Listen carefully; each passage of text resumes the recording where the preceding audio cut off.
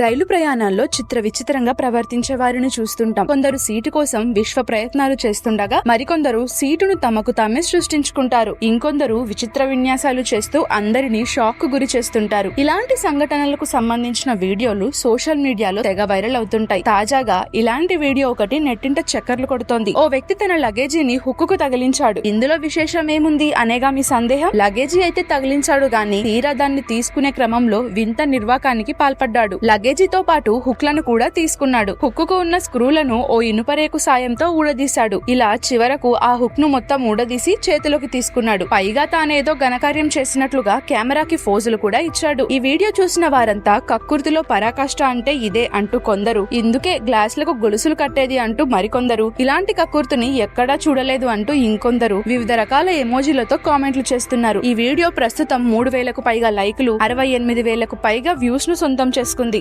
ఇంతకీ మీ అభిప్రాయం ఏంటో కూడా కామెంట్ చేయండి మరి.